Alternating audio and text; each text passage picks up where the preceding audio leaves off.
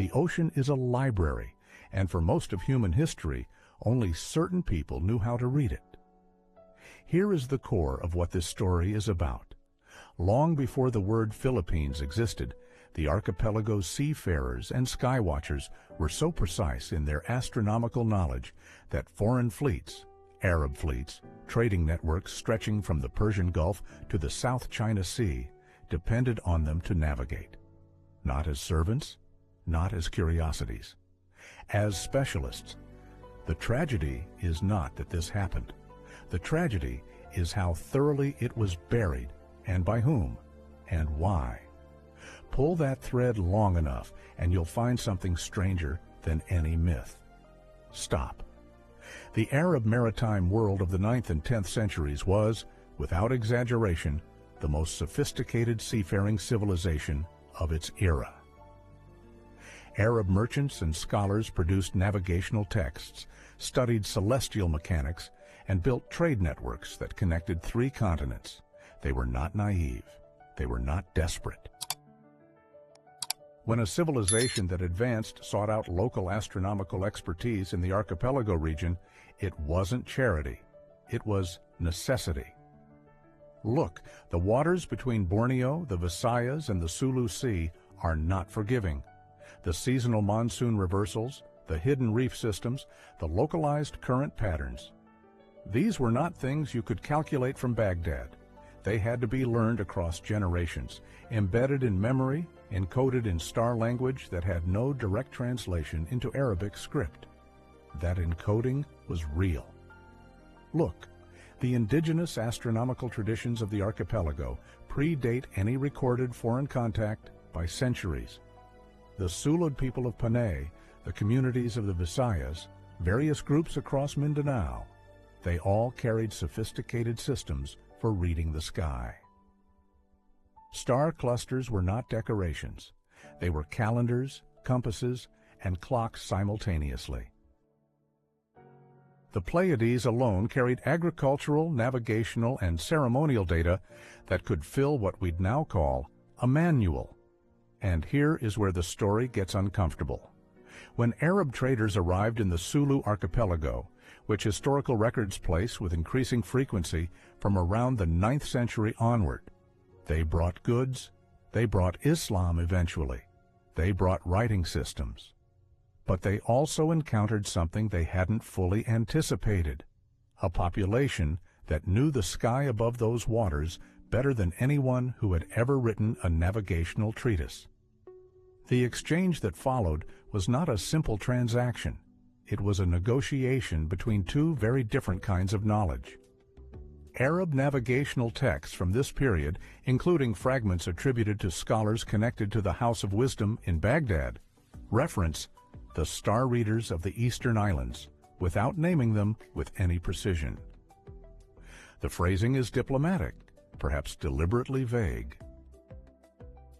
But the reference exists, and historians of Islamic maritime history have noted it without always following the implication to its logical destination. Stop. Who were these star readers? What did they know that Arab scholars didn't? The archipelago's astronomical tradition was fundamentally empirical in a way that differed from the theoretical framework Baghdad preferred. Arab astronomy at its peak was mathematical, codified, magnificent in its ambition to reduce the cosmos to equations. The sky knowledge of the archipelago was something else. It was accumulated across generations of actual ocean crossings. It lived in oral tradition, in chant, in the body memory of navigators who had crossed the same stretches of water hundreds of times under hundreds of different sky conditions. One tradition tells the sky differently than the other. Neither is wrong. But for the practical problem of moving a loaded trading vessel through the Sulu Sea during a transitional monsoon season, one tradition was more immediately useful. That is not a small thing. By the way, the specific role that local astronomers played in guiding Arab fleets is not a single dramatic event. It was a relationship, an ongoing, probably commercial, almost certainly hierarchical in some moments, deeply practical arrangement that persisted across multiple generations. Local pilots who understood celestial navigation were embedded in foreign trade routes the way specialists are embedded in any complex operation. They were valued. They were paid. They were, in some documented cases, taken aboard for entire voyages. Here is what that means for the mythology we've been handed. Incidentally, the standard colonial era narrative, and I say colonial era because that's where it was manufactured, positions the pre-Hispanic Philippines as a passive geography. A space waiting to be discovered, organized, named. You know, that narrative requires the erasure of exactly this kind of evidence. A culture sophisticated enough to sell its astronomical expertise to the Arab world's most advanced maritime operations doesn't fit the story of primitive islands awaiting civilization from outside. So the inconvenient material was handled, not always dramatically, usually quietly. Oral traditions that didn't fit were reclassified as folklore. Navigational knowledge encoded in chant was noted as quaint and then forgotten in the notes. The sophisticated star systems weren't destroyed with fire and proclamation. They were reclassified into irrelevance. Baghdad itself, in a different sense, did some of this too. On the other hand, the House of Wisdom's eventual destruction in the Mongol siege of 1258 is historical fact. Truly historical. What burned with it, genuinely burned, in the Tigris River famously running dark with ink, according to later accounts, included navigational records, trade documents, and geographical texts that had accumulated for centuries. Whether specific records of the Eastern Island star readers survived elsewhere, in copies, in fragments, in the libraries of traders who never returned to Baghdad, remains genuinely unknown. That uncertainty is not conspiracy, it's entropy. And here is what that lost material might have contained. There's a catch. The open loop that historians of this period keep running into is this. The sophistication of Arab-Sulu trade relationships in the 10th through 12th centuries implies a level of navigational reliability that cannot be explained purely by Arab celestial mathematics alone. The consistency of those routes, the seasonal precision of arrival and departure patterns, these suggest local expertise that was not just advisory, but structural, integral. But the documentary record that would prove this cleanly was fragmented across languages, across oral and written traditions, across a period of enormous political upheaval on every side of that trade network. What would those records actually say? What specific star systems? Which constellation maps? Whose names appear in the margins of a navigational document that may still exist in a private collection in Oman or in a basement archive in Seville? Nobody has looked hard enough. Or perhaps someone has looked and found that looking leads somewhere uncomfortable. There's a catch. The star maps themselves are a concept worth sitting with. We know indigenous Filipino astronomical traditions existed because they left traces everywhere. In the agricultural calendars of highland communities.